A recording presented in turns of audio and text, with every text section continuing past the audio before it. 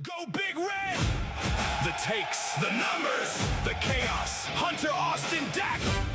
Talking Cornhusker football, basketball, and everything Nebraska sports. Welcome to the Return to Glory podcast!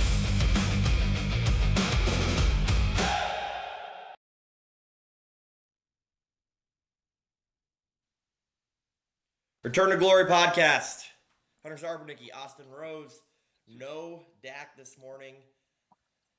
We are coming to you live on YouTube here this morning on Tuesday, one day late, no Monday podcast. Dak's not here with us this morning, had some phone issues. What's new? Poor Dak. Seems to be pretty typical for him. He just needs to, he needs to start using letters, homing pigeons, something, because this has got to be like his. I've only known him for what? This is the third year doing it with Dak, and this is probably going to be his fourth phone. Well, I think which I've known him for. he did figure it out, thank goodness. I think his charger just broke off, so I think he'll be all right. But and I'd love to see Dak try to work with a pigeon. I think he'd be a good falconer. You know, I could see him with the birds on the arms. You could probably speak their language, and chirping at them. He doesn't speak our language. That'd be yeah, he doesn't speak our language very well, so maybe pigeon is the right level. Well, we are live on YouTube here this morning, and replays will be found on anywhere you can listen to your podcast. Today, Austin and I will be discussing the Husker defense under new defensive coordinator Rob Arch coming over from San Diego State and bringing in the 4-2-5 scheme.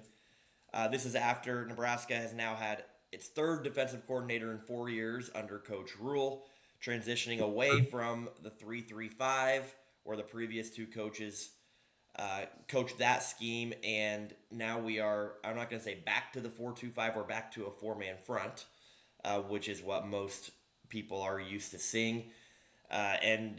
Austin, I just wanted to get your thoughts here at a high level. What do you think of Coach Arch? What do you know about him as he transitions over from San Diego State?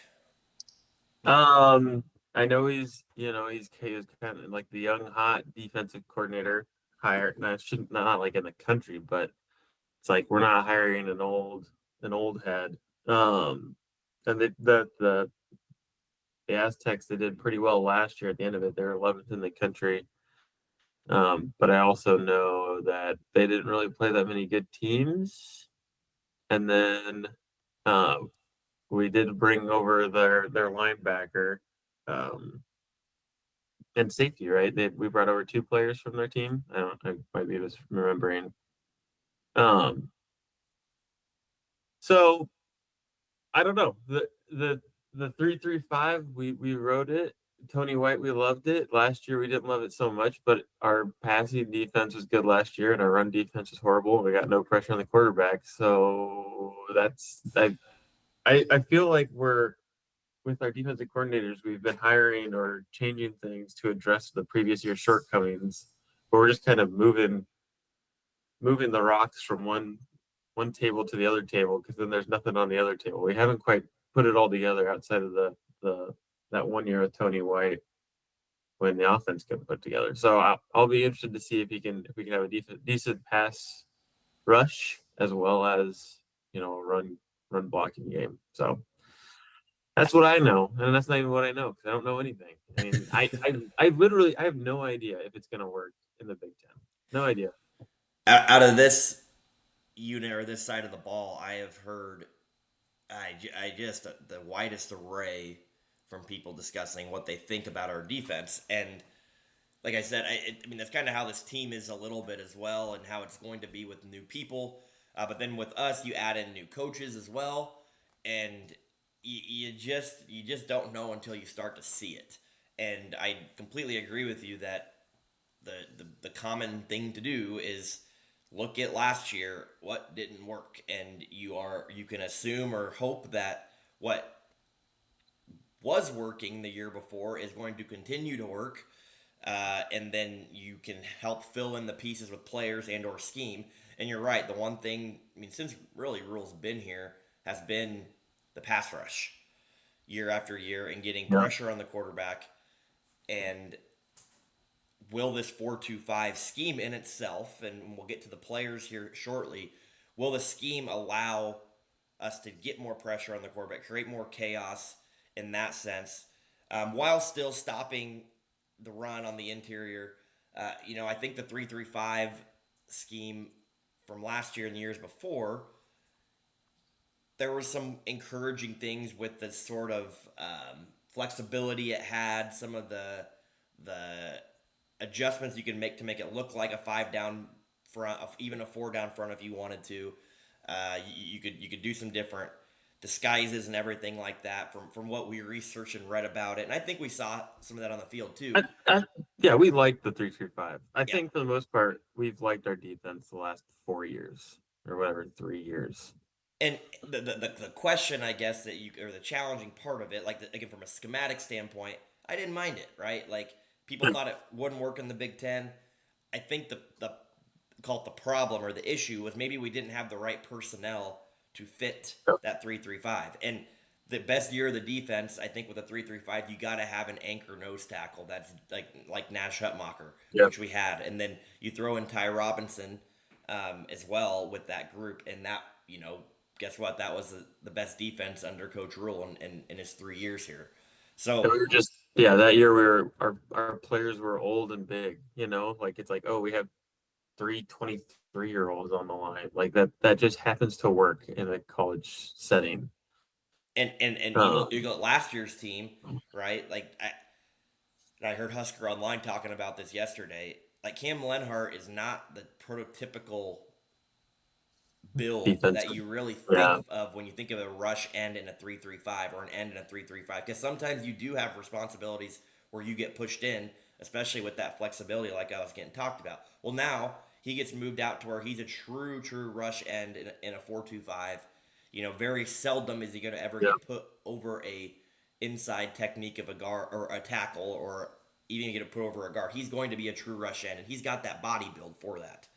So, if you want to, again, be the optimist and look at that, you look at our personnel here and you go, okay, this maybe fits better to a 4-2-5 scheme than what we had. Now, that's still like last year we should have recruited and transfer portaled our way to a better fit for the 3-3-5. We didn't do that. Our defense wasn't horrible last year, but it definitely was not to Like I said, par of where we our wanted to pass be. defense was one of the best in the country. Our run defense wasn't great, and our red zone defense was terrible. And So you mentioned the red zone defense. That is, I think, a really big thing here. Also to consider red zone defense, third down defense, whatever you want to call it. The situational stops when it's bear down. It's time. we gave up. It's tough to put you back in what it was like last year, but I remember a lot of big third downs, like where we would hold them, it'd be third and long, and then we'd give up 8 yards, and they'd get the first down, and the drive would just keep continuing. And there was just a lot of long drives where it's like, man, we look really good on the first 2 downs, and then the third down we goober it up or give up the fourth down short run, and yeah, it yeah. We gave up 40 points to Iowa. That's kind of all you need to know about how last year was. Going through our projected depth chart here and mention some guys' names that you'll be hearing. I like to do this too. I mean, if you're a really big follower of Husker football, you're going to know a lot of these names already. If you're not and you're kind of a casual fan, which more and more people are getting to that point because of how things have gone, a lot of these names could be new for you. We'll start with the defensive line here, and as we mentioned, the pass rush, but also being able to stop the interior run is going to be a big thing. On the edges, we mentioned Cam Lenhart already, and Williams Winery, the other edge. And I think Winery is the guy that even when you look at previews, when you hear people talk, he's the one that you feel that he could have a breakout year. Yep. If this scheme really fits him well. And if that happens, having a disruptive defensive end that can make things happen on third down and just occasionally randomly get a tackle for loss. Like that is such an important position on the football field, and if he can be that guy, I like what this defense is going to look like here in 2026. He was the guy that when we got him, he was a former 5-star. I feel like he's not built. I'd describe his build more like Randy Gregory. He's just long and lanky, and that's kind of what they're trying to work with. I would say last year was disappointing from his perspective. I don't really know if he had what. I mean, again, your 3-3-5 scheme. That's not your prototype build for Correct. a defensive end. Because sometimes you have to, yeah, you get pushed in the middle, and you're the one trying to stop the, two offensive linemen, and it's like, no, this guy's trying to come off the edge and wrap around and snag people. Um, yeah, surprisingly amount names that just have been here, and even though they're young, it's just I feel like, yeah, you mentioned Lenhart, who has he been here all 4 years, 5 years? Been here a I don't. while. Yep. Yeah, I mean, people we like him. I guess I like him. He's been around a while. And then last year, at the end of last year, Petrozak, Cade I don't know Petchak. how to Petchak. Yeah, he had a good last couple games of the year. I remember being surprised by him. Um, Yeah, I think they're Will. high on him, and Anthony Jones Jr. is another transfer here. I've heard a lot of really good things about him Yep. as well. So, I mean, there's Willis yeah, McGay, he's still here, and I remember we were really excited about him a couple of years ago. interiorly, Riley Van Poppel and Owen Stoudemire going to be the two guys that we're looking at. But we have some guys here too, like some breakout guys. Your Jere Winnington, he's another name that we keep hearing over and over. And then Sam Leofotu, Gabe Moore, Tyson Terry, just some other names there on the defensive line. We don't know who's going to win all these battles for 1 and 2 deep. But I mean, this group to me maybe is the most, I don't call it concerning, but these guys can't just be placeholders. I think, and you Right. gotta be able to still get some disruption and I mean Van Poppel's a big dude. I mean he's a big body, and we need to make sure these guys aren't just there. They're impacting the game in their own way on the interior defensive line. And I would say last year this was the position that we really felt the loss of the seniors. And then Keona Davis left to Miami, and you would have thought he was the next Ndamukong Suh based on what people thought when we kept him the year prior, that he was basically a no-show last year. So, and we all thought Riley Van Poppel was kind of fill that void. He didn't really. So hopefully the new scheme is just more beneficial. Less stuff you have to know. You know your role a little bit better. But I agree. They I mean, we went out and got 3 transfers for the position, right? Or 2. So we knew it was a position of need. So hopefully that works out for us. I'm moving on to linebacker here. The key guy bringing in here is Owen Chambliss, as you mentioned before, coming with Rob Arch from San Diego State. And the big thing there is you got a guy. I mean that's your position here is like the coach on the field, your middle linebacker type of spot, and having a guy that is familiar already with the defense, a veteran guy too, with some leadership capabilities. I don't know anything about him as a human, but assuming that all works well, I mean, he's your quarterback on the defense, and I think that's a big plus and a big takeaway here with this linebacker group. Dawson Merritt also, we expect to see some playing time. Saw some playing time last year. Vincent Shavers as well in that same boat. Dexter Foster. I think that's a big position battle. If Shavers or Dexter Foster is kind of that second linebacker in the 4-2-5. And Christian Jones, again, another guy. And maybe it's just because the college football video game is back out for its 3rd year. I feel like I know all these guys' names pretty well. As far as seeing them, whether that be from that game or remembering from previous years or just listening to other people talk about them. But you feel like you maybe have some depth and some different rotational guys that could all potentially pan out here on the And I defense. don't think you mentioned Jacob Bauer, which is a guy the coaching staff loved last year. And, he got in a little bit, and then I think he got hurt, if I remember correctly, last year, and didn't play a ton towards the end of the year. But I mean, as far as defense positions go, you feel like this is probably our deepest position. Um, I'm not saying that's a great, I'm not like, oh man, we got a stable here. But yeah, I mean, having Owen Chambliss come over with Rob, I think is like you said, very important because he knows the defense. So he's going to be in the middle. Correct. He's going to help people find their position. So learning a whole new scheme, and again, when I say whole new scheme, I mean it's still a football scheme that these guys have been playing since high school. Like it's not this complicated chess game out there that they're not going to be able to pick up. But I I think this is our best group, honestly.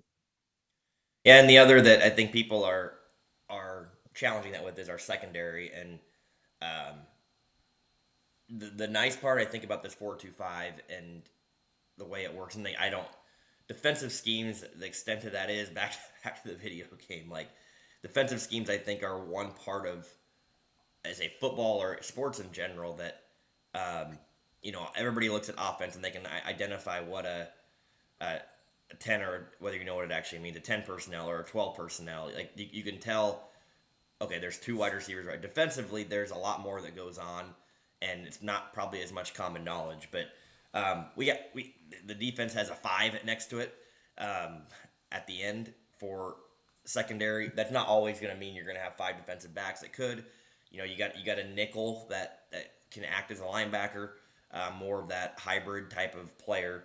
But Dwayne McDougal is going to be in his Mhm. second year. He's going to probably start at that nickel spot, but again, these guys are going to be interchangeable a lot, and really, I mean, from a corner standpoint, we for sure know Andrew Marshall is going to be one of those guys. Donovan Jones, Amari Sanders, um, Mario Buford, Bly Hill, Caleb Benning, some safeties, Rex Guthrie, Justin Redd, Jameer Khan. Um, Jackson Shiggs, like some of these are all the names that you could be seeing in this rotation. And like I said, what you want. I mean, you talk about maybe depth here. I think you want to just see a couple of guys break out and be really really good. I think Donovan Jones has potential to be one of those guys. Opposite of Andrew Marshall, I think Andrew Marshall right now is probably CB1, but Donovan Jones potential will be right there. And I mean, if you're thinking of a defensive strategy and a scheme where guys might try to throw away from your top corner, maybe Donovan Jones gets put in opportunities to make some plays out there. So again, I think I'm overall like intrigued by the secondary unit. Um, can we go make some plays back there? And again, not just be placeholders, but actually guys that can either force some turnovers or make some big stops on third down. Well, and Rex Guthrie last year as a true freshman, right? Not even a redshirt freshman. He looked really good. I remember he stood out of the players in the secondary. So he's coming back, another year. Maybe this year is the year for Jeremiah Charles, the dunk contest winner the last 3 years at the I don't know if he won, but I feel like that's the only reason I know that name is because he's been in the dunk contest the last 3 years for the Huskers. Um, no, this is, I mean, obviously I should say obviously, but it's a smaller group as far as positions that you see on the field. And Andrew Marshall and Dwayne McDougal, they're seniors. So again, having older players in college football, you saw it with Indiana.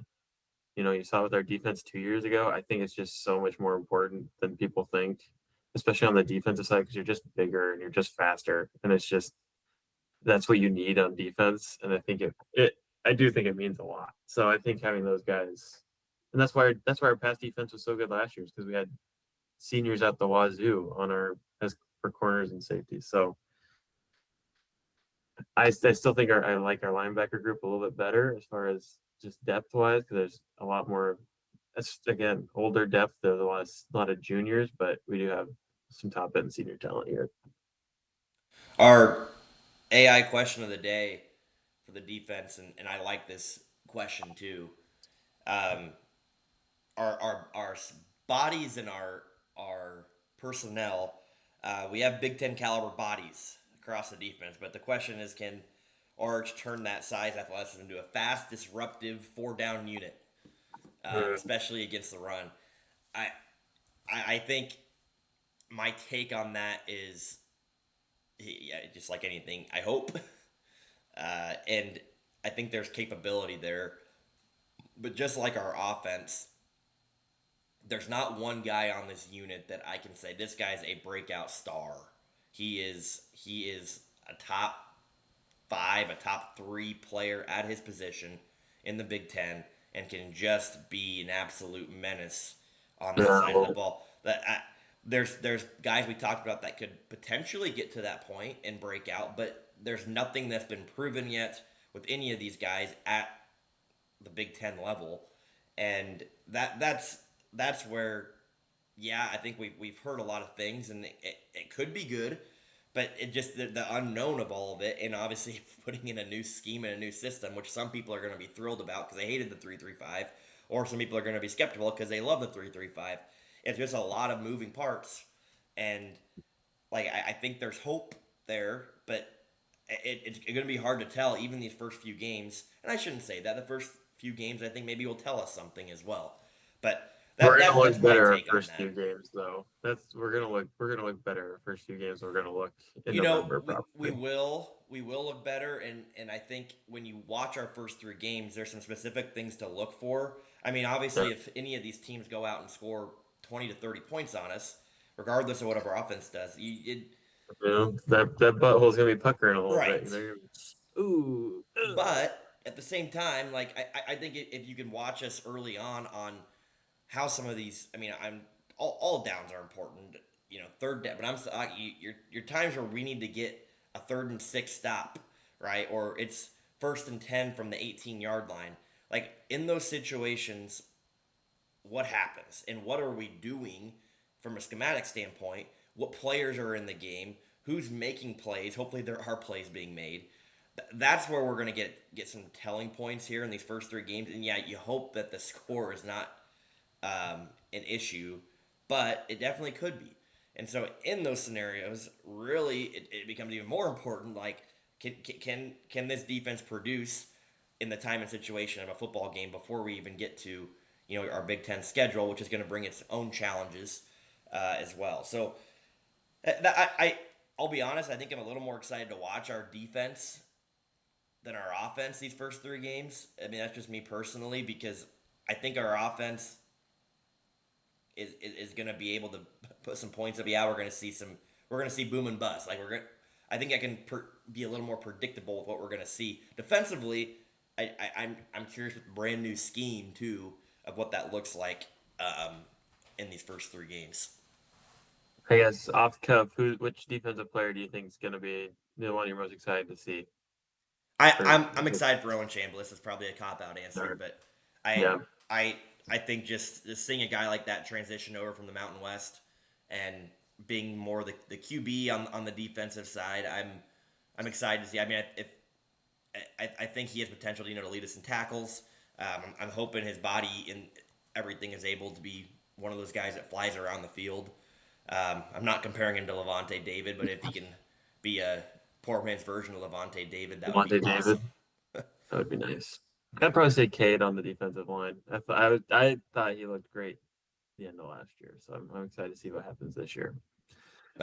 I know listener Jackson Weeks, he's very excited about Williams Winery. I think he thinks that guy could be our breakout player on the defensive side of the ball. And again, if that's the case, I think our defense could be very much improved here in 2026. I mean, he's supposed to be, right? He was the big get. We paid a lot of money for him, I'm assuming. I don't know the exact dollar amounts, but I don't know. Do you think okay, now we've talked offense defense, which side's gonna be better this year? I'm gonna say defense, but I like defense, so I think your defense needs to be very strong. I mean, in any sport really, but in football, especially in the Big Ten, you're not beating teams. I mean, you could, but We're not going to be No in the 30s. shootouts. We're not going to be in the 30s and 40s very often every game. You got to you got to beat teams 20 to 14 sometimes. You got to be able to do that. If you're Which those are the not, it's games going we to be hard. lose. Well, or is it, are those the games we win? If we wasn't it, if we score over 30 points, we're like undefeated the last 3 years. But if we don't score over 30, we're horrible. Isn't that what our? There's some stat. I don't know what Probably. it is. So, what about you? Offense, defense, I think our offense is gonna be better than our defense. Well, yeah, I think our offense is gonna be better than our defense. I don't know. special I want teams. our defense. I want special teams. There we go. Well, who knows? We lost Eckler. Um, and we And lost our return man. yeah, Arnie Surdy on Friday when we had our podcast with him, and he did the most overlooked thing, and I've overlooked it myself, has been our special teams. It's funny how last offseason how big of a talking point that was, and this year, you We have don't talk everybody about it. returning. Yeah, Eckler left. You get co-coordinators, it's not even getting discussed in any corner. So you hope that doesn't take a big I step think back. we figured out the approach. We're not going to be as good as last year because we lost. We lost our. He wasn't best in the nation, but he was pretty freaking good at returning the ball. But I think we know how we want to do it. We might not have a guy there calling it every time, but I mean Brett Maher was here last year too, wasn't he? And he's a Correct. co-coordinator. Yep. So hopefully there was some osmosis there. I thought you were gonna say I think we figured out special teams, and I was gonna be like, great, we figured out how to No, snap and hold the ball. Great. nope. I think we figured out what we want to do. Yep. Continuing to execute is a different question. All right. Well, that'll do it for today. We'll be back tomorrow. I guess we won't be back. You'll be hearing from Dak for Wacky Dacky Wednesday. I just wanted to say last week, Dak I think went for I don't know about 5 minutes or so, and we got done, and Dak goes, "How long was that?" And we talk about trying to keep these episodes shorter and more to the point, since we're doing them now daily. And Dak goes, I told him, I said, I think you just made it past 5 minutes. He goes, really? I felt like I was going for like 15 to 20 minutes. So we'll see what we get from old Wacky Dacky here tomorrow on Wacky Dacky Wednesday. We'll be back 6:30 a.m. Again, you can watch us live on YouTube every day at 6:30 or catch the replays on YouTube or anywhere you listen to your podcast. Go ahead, give us a like, subscribe. That helps us out as far as getting the podcast out there. Until then, go Big Red. GBR.